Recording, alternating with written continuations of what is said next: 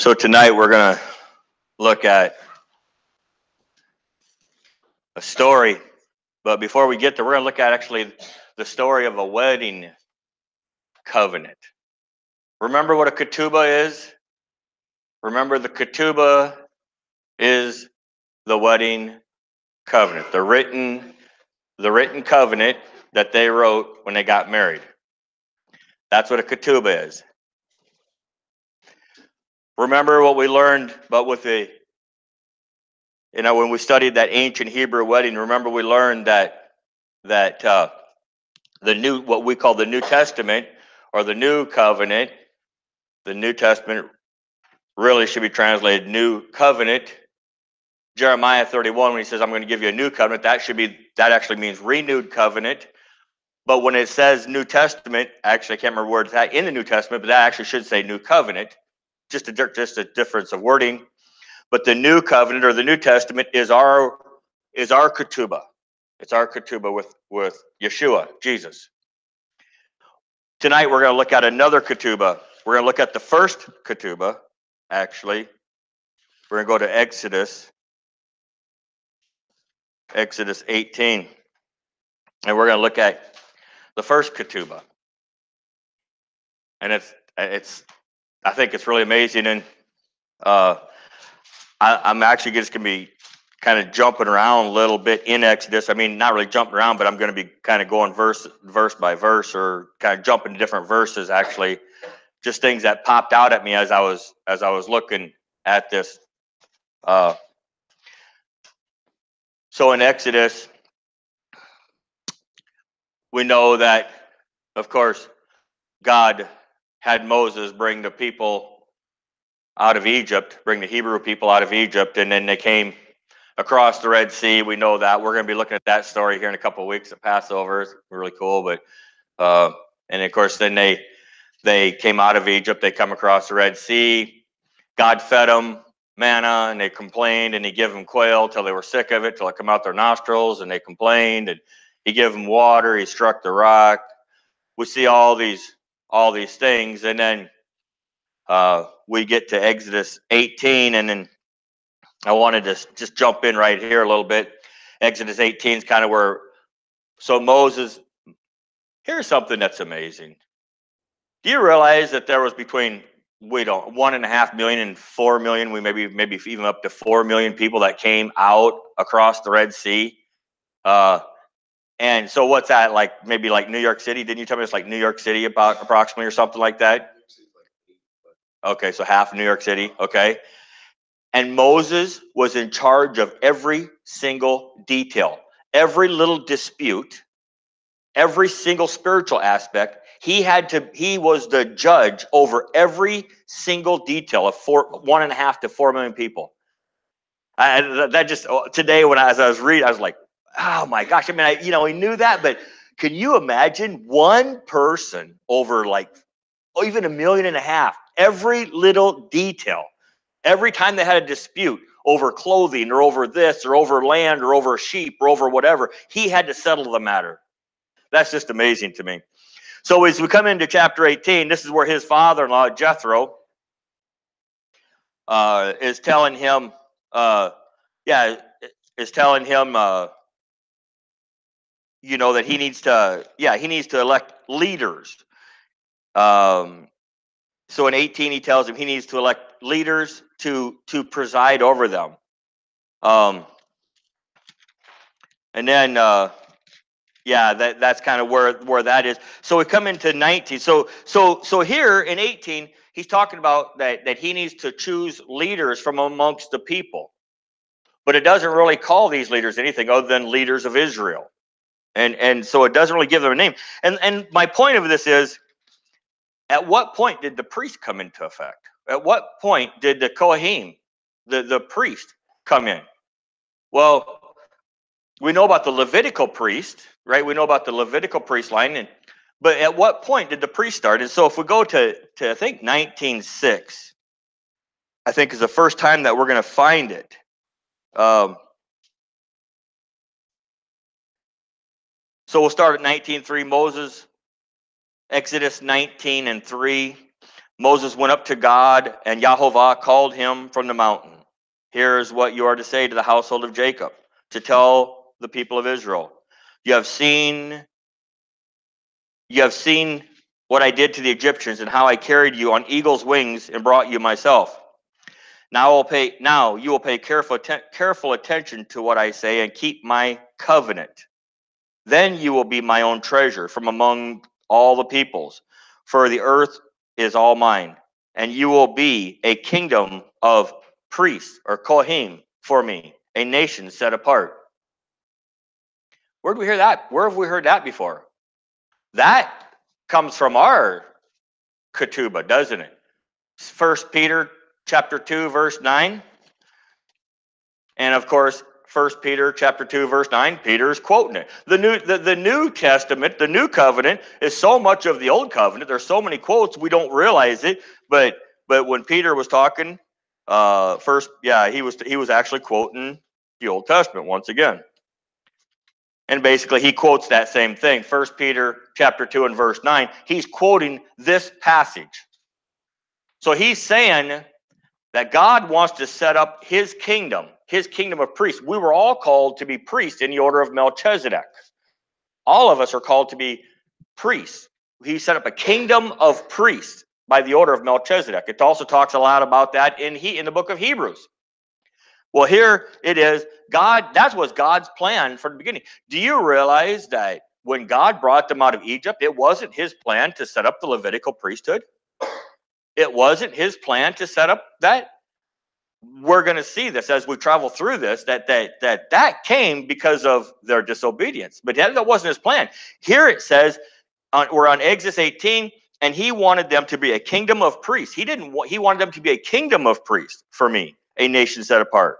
These are the words you are to speak to the people of Israel. Moses came, and I want to highlight this. Moses came, verse 7. Summons the leaders of the people and presented them with all these words which Yahovah had ordered him to say. All the people answered as one. Everything Yahovah has said, we will do. There's one time. All the people said, everything Yahovah has said, we will do. So then we go from chapter 19 and we go into chapter 20. So it comes on down and we go into chapter 20. Chapter 20 is where Moses went up. Now we know he went up to Mount Sinai. He left Aaron and his brothers, left Aaron and his sons back at the base and Joshua. And then he went up the mountain, and then he got the 10 letters, the 10 Hebrew letters, or we call the 10 commandments. They're actually 10 Hebrew letters, but they're 10 instructions, 10 commandments. And that's chapter 20 as we go into chapter 20. And then I want to look at chapter 20:15. I want to read there for just a second. So right after the first 14 verses are the 10, what we call the 10 commandments of chapter 20 in Exodus. Then in 15, all the people experienced the thunder, the lightning, the sound of the shofar, and the mountain smoking. When the people saw it, they trembled. Standing at a distance, they said to Moses, "You speak with us, and we will listen, but don't let God speak with us, or we'll die." Moses answered the people, "Don't be afraid, because God has come only to test you and make you fear him, so that you won't commit sins." Wouldn't we be better off today if we feared God like we're supposed to? If we had a real fear of God? It says, God has come only to test you and make you fear him, so that you won't commit sins. So the people stood at a distance, but Moses approached the thick darkness where God was. I found that interesting as I went through this. So then we go on down and we continue on. So then Moses had the 10 commandments. Okay, so we got what we're going to call the 10 commandments. We're going to keep it real simple. So you got the 10 commandments. Then he come down off he's out of the mountain. Then it says in verse 20 or chapter 21, verse 1, These are the rulings you are to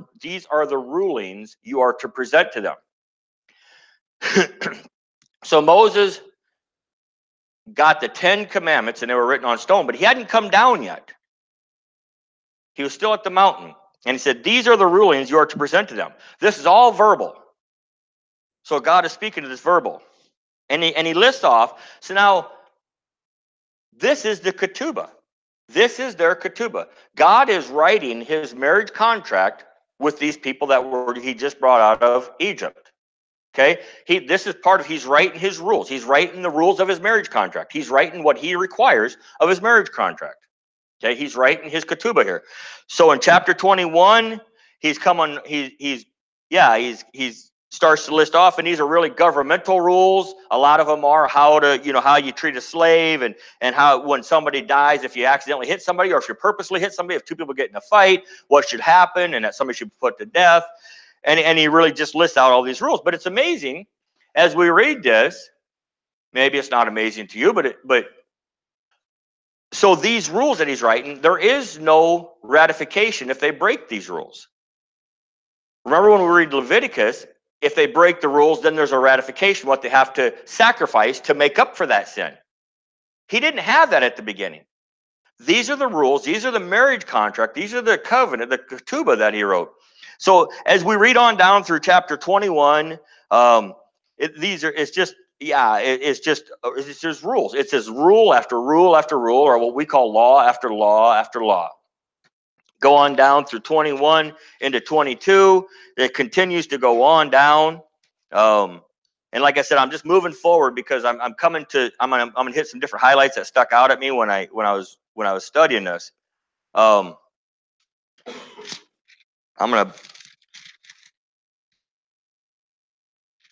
Okay. So then you come through 22.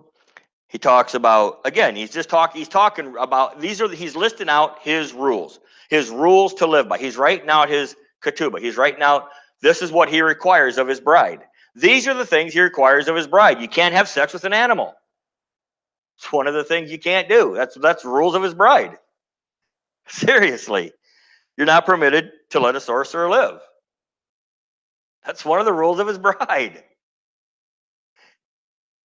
Anyone who sacrifices to any other god other than Yahovah alone is to be completely destroyed.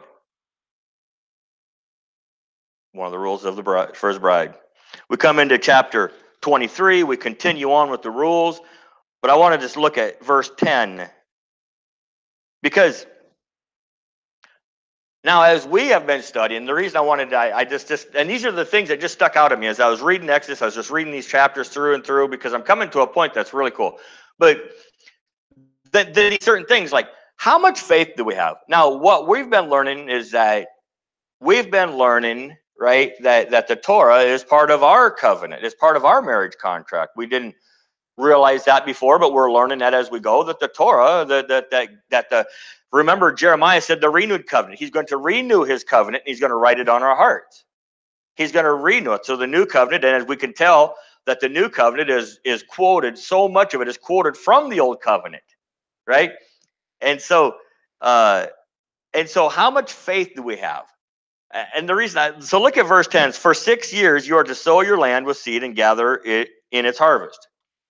Would we have enough, two things. Would we have enough discipline and enough faith, guys, that you would store up, that God would bless you if you had enough faith, because it's all based on faith or trust, right? That remember, this is God's marriage contract. This is his promise. Remember if you remember the Hebrew wedding, when we talked about that, one thing that the bride was always guaranteed, one thing that the bride was 100% confident about, was that she would always be taken care of. If a woman entered into a marriage, one thing that she knew for sure, she didn't know a lot of things, what was going to happen if she entered into a marriage, just like a lot of us, but one thing that she knew for sure, written by the contract, was that she would be taken care of. That her needs, she would always have a roof over her head. She would always be taken care of. And that's one thing that we learned in the wedding contract, or in the Hebrew wedding. So for 6 years, you're to sow your land with seed and gather in its harvest. would we have enough faith in our husband to, first of all, would have enough discipline that when he gives us plenty in years 4, 5, and then 6, 4, 5, 6, and then actually 8 and 9. So if we actually read this later on, he gives them plenty in 4, 5, 8, and 9. He gives them plenty to make up for 6. So he give them an extra, if they trusted in him, if they trusted that they would let their land have a Sabbath and lay dormant for a year, that he actually blessed their crops for 4, 5, 8, and 9 to make up for 6. He give them an extra portion during years 4, 5, and then again during years 8 and 9 to make up for letting it lay on land. Can we trust God that much that God will bless us enough in our jobs through years 4, 5, and then 8 and 9, that on year 6 we could take a sabbatical year and just rest in the Lord? No, not one of us do. Be honest, not one of us do. Not one of us could take a year off and just know that we have enough to take that God's gonna, because we don't have that much faith. That just hit me as I was reading that. But that's actually part of our ketubah. That was part of their ketubah. It's written right here. So we go down verse 23. So we'll just read down from there because I want to get to 14 also. Okay. But the 7th year you are to let it rest and life follow, so that the poor among you, your people, may eat, and what they leave, the wild animals in your countryside can eat. Do the same with your vineyards and your olive groves. For 6 years you are to work, but 6 days you are to work, but the 7th day you are to rest, so that your ox and your donkey can rest, and your slave girls, sons, and the foreigners be renewed. Pay attention to everything I have said to you. Do not invoke the names of other gods, or even let them be heard crossing your lips. Verse 14, 3 times a year you are to observe a festival for me. 3 times a year you're to observe a festival for me. Keep the festival of matzah for 7 days, as I ordered you. You are to eat matzah at the time determined by the month of Aviv, for it was in that month that you left Egypt. No one is to appear before me empty-handed. Next, the festival of harvest, the first fruits of your efforts, sowing in the field. And last, the festival of ingathering at the end of the year, when you gather from the field the results of your efforts. 3 times a year, all your men shall appear before the Lord Yahovah. So he lists out. So keep in mind, he's just writing the rules out for these guys to live by. Another thing that jumped out at me, go to verse 22, same chapter 23. But if you listen to what he says and do everything I tell you, then I will be an enemy to your enemies and a foe to your foes. When this is the first time that I know of that Yeshua is introduced into the covenant, right here. If you look up that word, that word messenger there has a little bit different.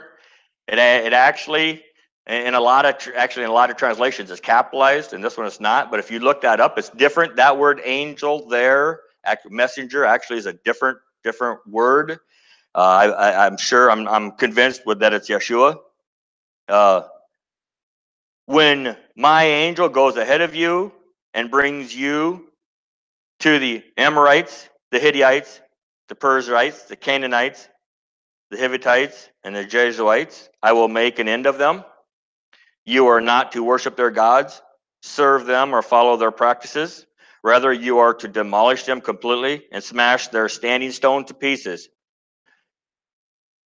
You are to serve Yahovah your God, and he will bless you. He will bless your food and water. You are to serve, here's another one that's just, you are to serve Yahovah your God, and he will bless your food and your water. I will take sickness away from among you. If we serve Yahovah our God, he'll bless our food and our water, and he will take sickness away from us. That's amazing. These are all the promises that he was given his bride. These are all the promises that he was given his bride.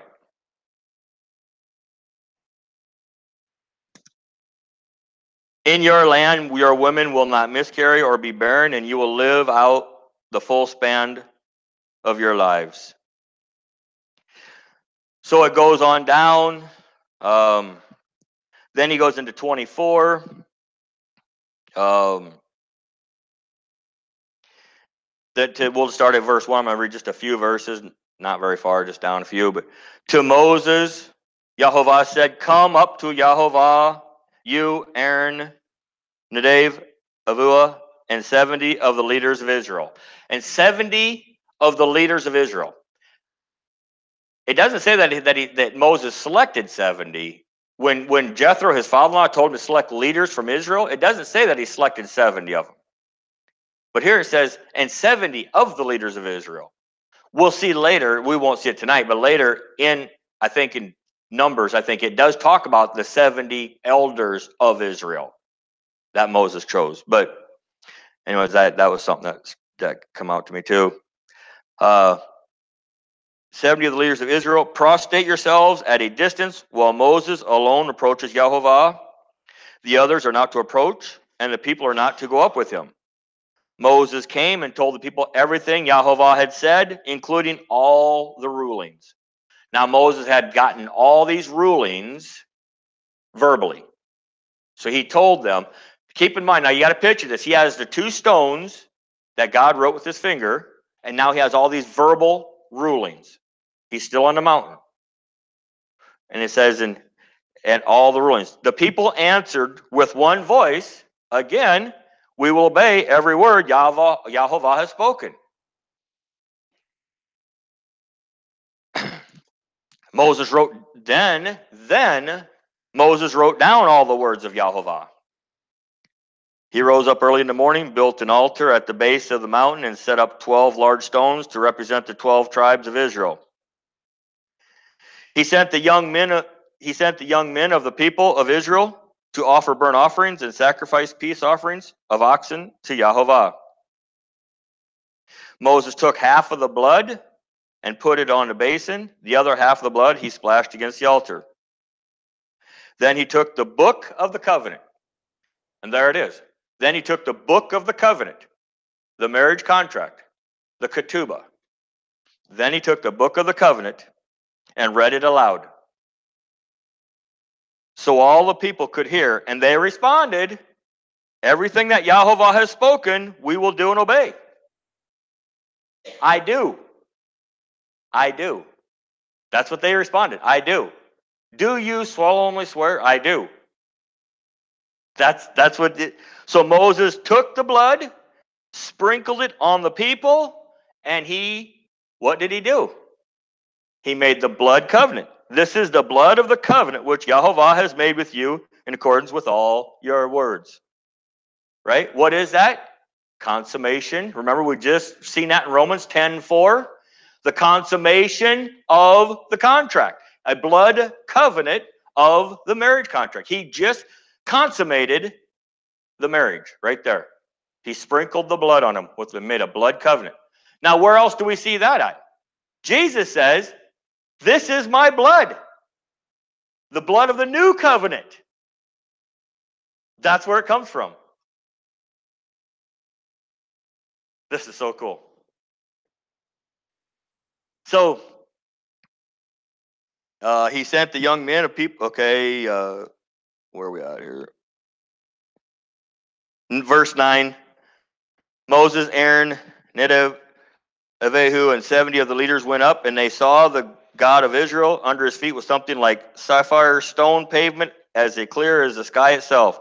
He did not reach out his hand against these notables of Israel. On the contrary, they saw God even as they were eating and drinking. The marriage supper. The marriage supper. They saw God even as they were eating and drinking at the marriage supper.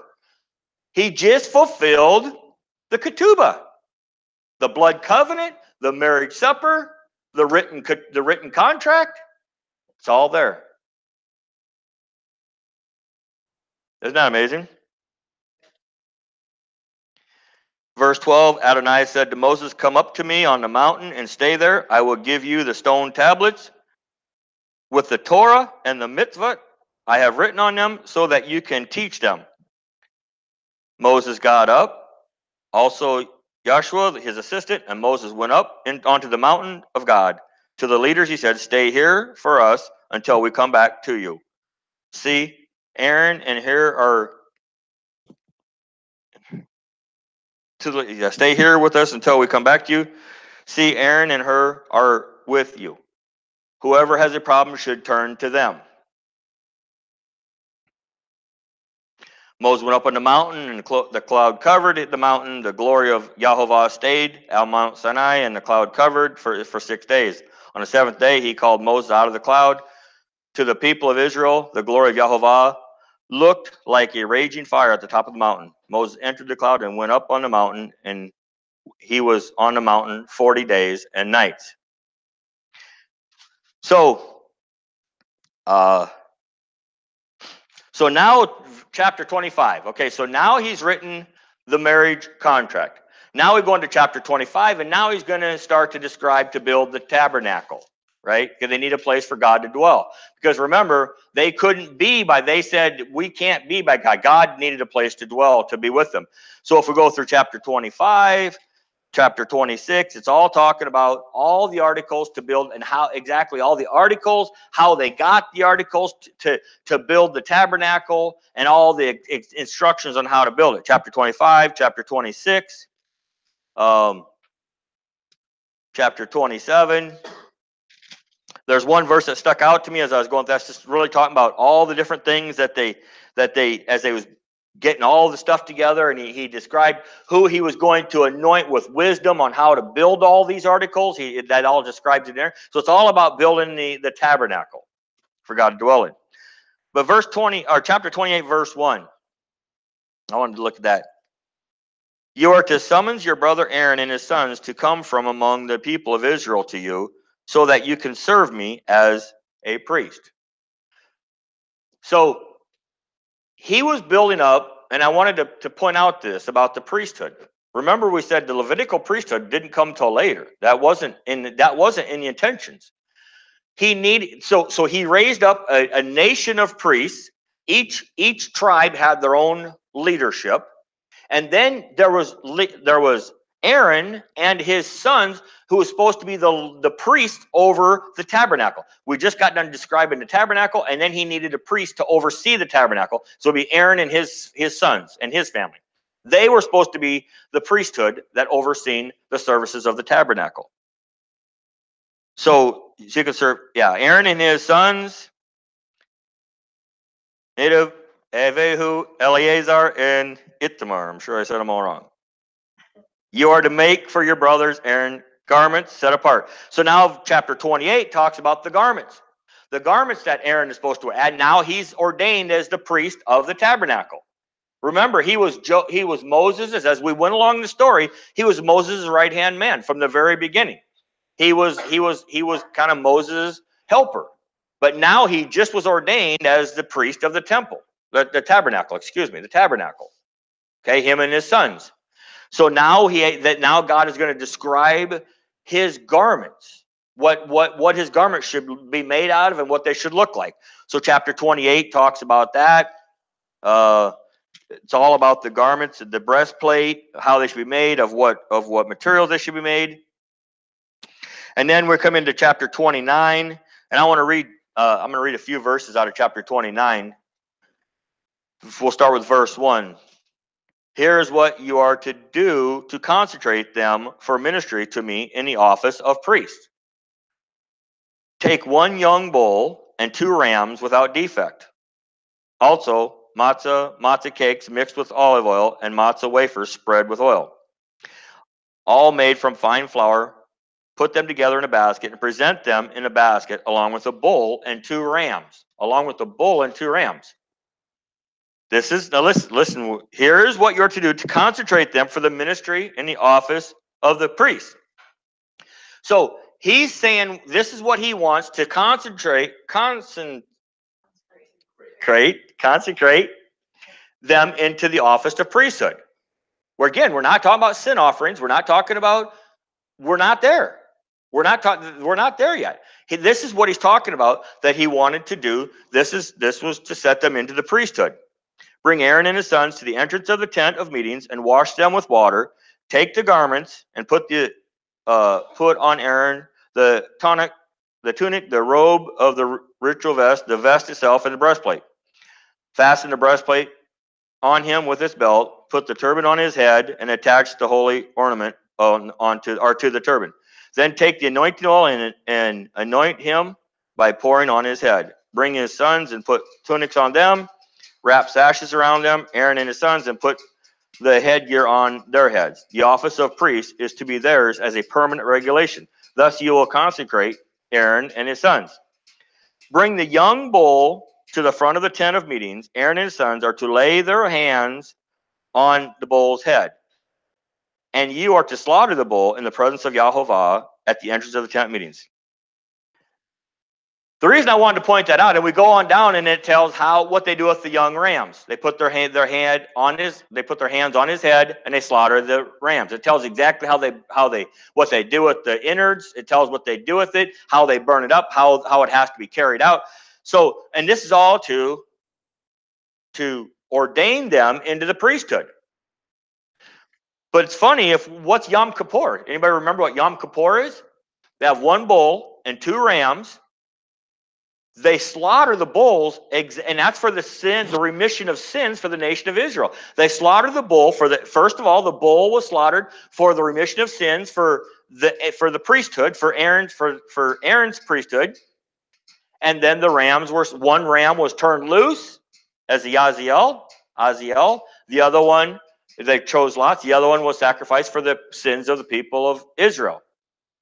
I just found it interesting that God did the same exact thing to ordain Aaron and his sons into the priesthood in the tabernacle as he used later on when they sinned, and he had to offer a once a year sin offering at Yom Kippur. It's the same exact that caught me. I just want to point that out because when I was reading, I was like, wait a minute, that's Yom Kippur. The way you read that, if you go to Leviticus 16 and read about Yom Kippur, it's the same exact thing, except that instead of slaughtering both rams, one of them they turn loose. It's pretty amazing, I thought. That just caught my eyes. There's a significance there. So, 29, we ordained them. They have their garments. 30, now they're still building some altars to burn incense. It tells how to build those altars and how to burn the incense. It still describes all the articles in the tabernacle. We're still talking about all the articles in the tabernacle and how the priests are supposed to use them all the way through 30. Then we come into 31. Moses says he has singled out whatever this guy's name is, the son of Uri, the son of Hur, of the tribe of Judah. He has filled him with the Spirit of God, with wisdom, understanding, and knowledge concerning every kind of artistic. He's saying here that he's given this guy wisdom on how to make all these articles. So he described all these articles he wanted to make and exactly how they should be made, and then he ordained this guy with all wisdom and the Spirit of God on how to make them. Okay? So, working our way down to verse 12. I always got to stop here. Adonai or Yahovah says to Moses, tell the people of Israel, you are to observe my Shabbats, for this is a sign between me and you through all your generations, so that you will know that I am Yahovah, who set you apart for me. Therefore, you are to keep my Shabbat, because it is set apart for you. Everyone who treats it as ordinary must be put to death, for whoever does any work on it is to be cut off from his people. On 6 days work will be done, but on the seventh day is a Shabbat for complete rest, set apart for Yahovah. Whoever does any work on the day of Shabbat must be put to death. The people of Israel are to keep Shabbat, to observe Shabbat through all their generations as a perpetual covenant. It is a sign between me and the people of Israel forever. For in 6 days Yahovah made the heavens and the earth, but on the seventh day he stopped working and rested. When he had finished speaking with Moses on Mount Sinai, Yahovah gave him the 2 tablets of testimony, tablets of stone inscribed by the finger of God. Now I give him the 2 tablets of testimony. So when the people saw that Moses took a long time coming down from the mountain, they gathered around Aaron and said to him, "Get busy and make us gods to go ahead of us." Now, didn't we just hear them say how many times all that Yahovah says we will do? Didn't we just see God marry them? He just married them. He just joined in union with them. He just had a ceremony with them. He anointed them with the blood covenant. He consummated the marriage. He had the marriage supper. And right away, they went and had an affair on him. Instantly, they went and had an adultery against him. Instantly. Because this Moses, the man that brought us up from the land of Egypt, we don't know what has become of him. Aaron said to them, "Have your wives, sons, and daughters strip off their gold earrings and bring them to me." The people stripped off their gold earrings and brought them to Aaron. He received what they gave him, melted it down, and made it into the shape of the calf. They said, "Israel, here is your God who brought you up from the land of Egypt." On seeing this, Aaron built an altar in front of it and proclaimed, "Tomorrow is to be a feast for Yahovah." How many times do we see that we have our false gods, and yet we set up a tabernacle or an altar and we say, "Now I proclaim a feast to Yahovah"? Many will come in my name, saying, "I am the Messiah," and they will lead many astray. Don't be fooled by them. Same exact thing. Same exact thing. Right? Many will come, Jesus says, Matthew 24, Yeshua said, "Many will come in my name saying I'm the Messiah and lead many astray." Don't be fooled by them. That's exactly what happened here. Okay, tomorrow is a feast for Yahovah, verse 6. Early the next morning, they got up and offered burnt offerings and presented peace offerings. Afterwards, the people sat down to eat and drink. Then they got up to indulge in revelry. Yahovah said to Moses, "Go down, hurry. Your people, whom you brought up from the land of Egypt, have become corrupt. So quickly they have turned aside from the way I ordered them to follow. They have cast a metal statue of a calf, worshipped it, sacrificed to it, and said, 'Israel, here is your God who brought you out of the land of Egypt.'" Yahovah continued speaking to Moses, "I have been watching these people, and you can see how stiff-necked they are. Now leave me alone so my anger can blaze against them, and I can put an end to them. I will make a great nation out of you instead." Moses pleaded with Yahovah, his God. He said, "Yahovah, why must your anger blaze against your own people, whom you brought out of the land of Egypt with great power and a strong hand? Why let the Egyptians say it was with evil intentions that he led them out, to slaughter them in the hills and wipe them off the face of the earth? Turn from your fierce anger, relent. Don't bring such disaster on your people. Remember Abraham, Isaac, and Jacob, or in Israel, your servants, to whom you swore by your very self. You promised them, 'I will make your descendants as many as the stars in the sky. I will give all this land I have spoken about to your descendants, and they will possess it forever.'" Yahovah then changed his mind about the disaster he had planned for his people. Moses turned and went down from the mountain with the 2 tablets of the testimony in his hand, tablets inscribed on both sides, on the front and on the back. The tablets were the work of God, and the writings was the writings of God engraved on the tablets. When Yeshua heard the noise of the people shouting, he said to Moses, "It sounds like war at the camp." He answered, "This is neither clamor of victory nor wailing of defeat. What I hear is the sound of people singing." But the moment Moses got near the camp, when he saw the calf and the dancing, his own anger blazed up. He threw down the tablets he had been holding and shattered them. at the base of the mountain. Seizing the calf that they had made, he melted it in the fire and ground it to powder, which he scattered on the water. Then he made the people of Israel drink it. Moses said to Aaron, what did these people do to you to make you lead them into such a terrible sin? Aaron replied, my Lord shouldn't be so angry. You know what these people are like. They are determined to do evil. You know, I mean, so we can see that from two sides. Aaron, I mean, he's the one who did it, right? Yeah, he said, go get some gold. But 4 million people, he didn't have a chance. It's another way to look at it. He probably, we don't know, but maybe he was like, no, no, no. And they were like, we're going to kill you, Aaron. You was left in charge. Maybe he's all right, then go get some gold. I'm just throwing a different angle out there because we always say, well, that Aaron, what a rotten person. And then he turns and he blames it on them. It was 4 million to 1 or whatever. You know, maybe it wasn't quite so innocent. I don't know. Something to look at. 23.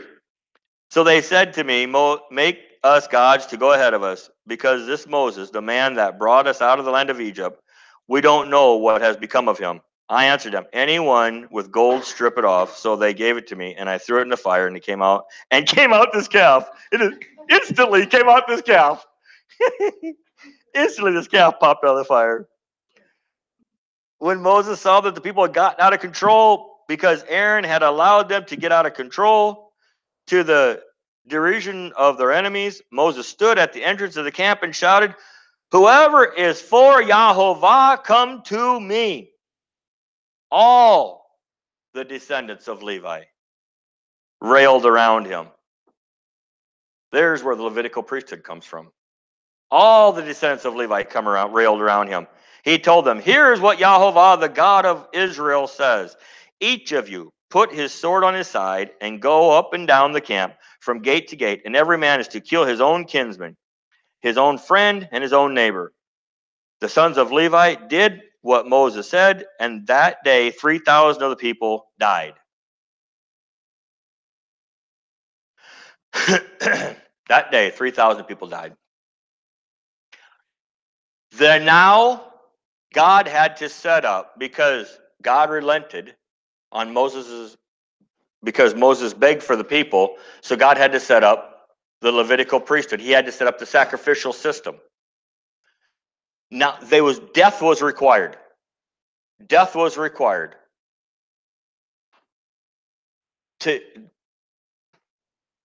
Death was required. They sinned. They had an affair against God. They broke his marriage contract, and death was required. And so God set up a temporary death, a temporary remission of sins through blood covenants, through blood sacrifices, in preparation for the coming. Now, let's look at something. I have a question. Yeah. Was there 1,000 Levites that were gathered? It says, each of you go and kill brother, your companion. So was it 1,000? Because 3,000 were killed. Oh, I don't know. I never thought about that. So 1,000 killed 3 each, you mean? Yeah. Yeah, I don't know for sure. Yeah. But huh? The other thing is, so then after Aaron made the golden calf, then he said the next day they would have a feast for Yahovah. Yeah. I mean, so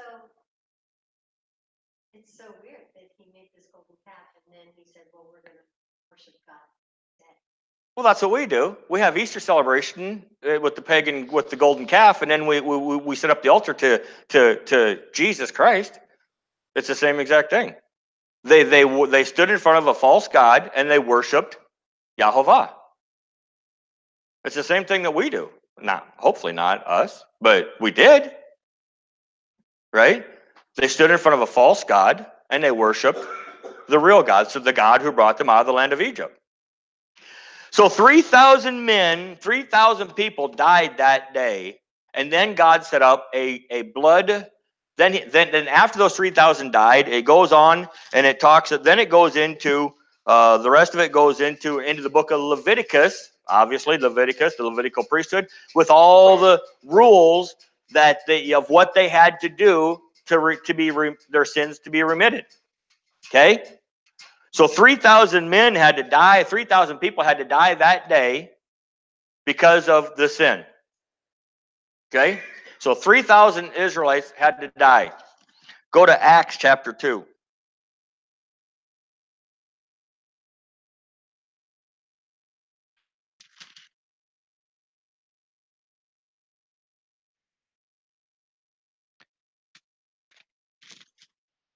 So Jesus fulfills his ministry. He comes, he fulfills his 70-week ministry. He preaches the gospel, he fulfills he fulfills many of the shadow pictures that happened in the Old Testament, many more that were to come of the spring feast. Then he dies 40 days, right? He's with them for 40 days. Then he goes back up to heaven. The Feast of Pentecost or the Feast of Shavuot comes, right? And then verse 37, on hearing this,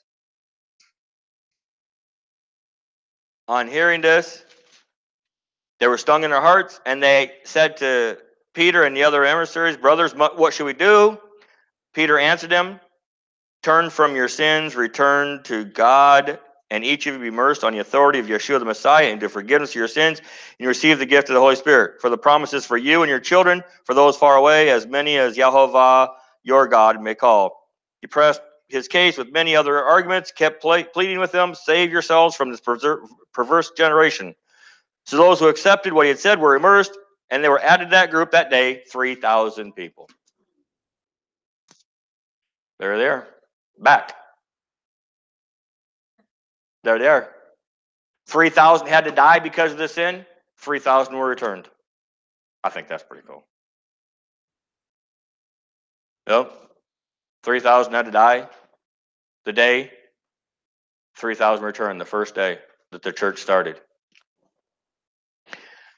So that's kind of my story for tonight. I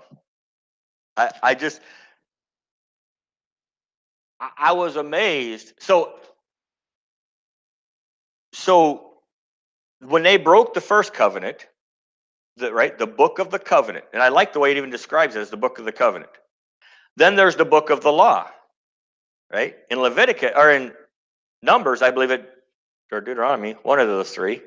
It describes the book. It says this is the book of the law. Here we see it as the book of the covenant. He said, here's the book of the law. Following that? The book of the covenant is the marriage contract. The book of the law is the redemption of the marriage contract. It's the redemption it's what it took to redeem them back to the book of the covenant. Even though most of them end up getting divorced anyways later on, which is, yeah, we say it's crazy, but we do the same thing. I mean, it's easy to judge them as we read the story. So he wrote the book of the covenant. Then because they broke that covenant, then he had to write the book of the law, the redemption, to redeem them back to the covenant until he renewed the covenant, Jeremiah 31, and give us the new covenant. And we've seen these verses were so amazing how they now he restored us back to, because remember we've seen that he wanted to make us a kingdom of priests. He didn't want to set up the Levitical priesthood. It said in chapter 18, he wanted to make us a kingdom of priests. That's what he brought out, a kingdom of priests to be his bride. Now we see in the new covenant that he now restored us back to a kingdom of priests. A royal priesthood, actually, is what it says, a royal priesthood. So 3,000 had to die, 3,000 were added. The new covenant, the renewed covenant. I see this. The parallel of it is absolutely amazing. Yeah. One of the things, there's teaching out there, and Penny, you listened to a teaching of somebody about this, the book of the covenant and the book of the law. That's where they're getting that from. Okay, there's a certain sect of people of Messiah followers that say that they're only required they're required, that they're not under the Levitical priesthood, they're not under the book of the law, that is done away with when Yeshua came. He fulfilled that, but they say that they're under the book of the covenant. They're renewed back to the marriage covenant. So they say up until Exodus 24:7, I believe. They say Exodus 24:7, from Genesis 1 to Exodus 24:7, they're under that covenant. But they're not under the Levitical law, which is from that on past. That's what that teaching is. I don't think so, because I mean, I'm convinced, obviously, that all the sacrifices have been paid for by Yeshua. But I do believe that the law, or because there's actually more. I believe the renewed covenant that we follow, that we should follow anyways, includes the whole Torah. Do you see what I'm saying? The sacrifice has been paid. Jesus paid the final price. We're not under that law.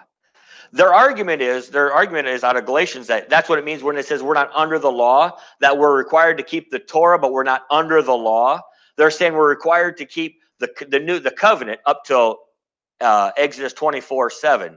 But the law that goes after that to pay for the price of breaking that covenant, we don't need to do, because that's what Yeshua fulfilled. It does make sense. It really does make some sense, but I don't think so. I really don't think so, because yeah, I believe that we're supposed to keep the whole. I mean, obviously, Yeshua did pay the price, but I do believe we're supposed to keep the whole. I mean, the whole thing, you know.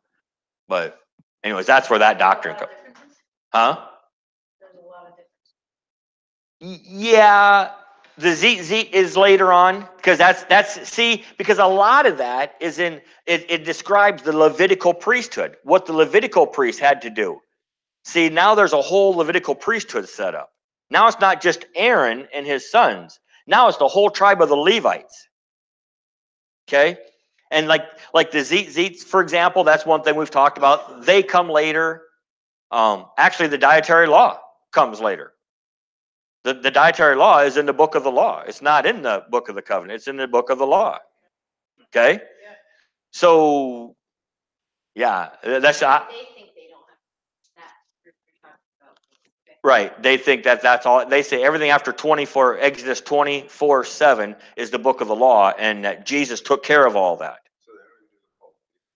No, because they're in the book of the covenant. We read those, the 3 feasts. Those is 3. That's all we're ever required to keep.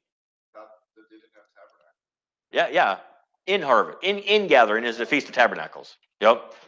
So where are these? Are they? Oh, I don't know. There's a whole sect. It's another denomination. It's another denomination, and then one of the, I don't know.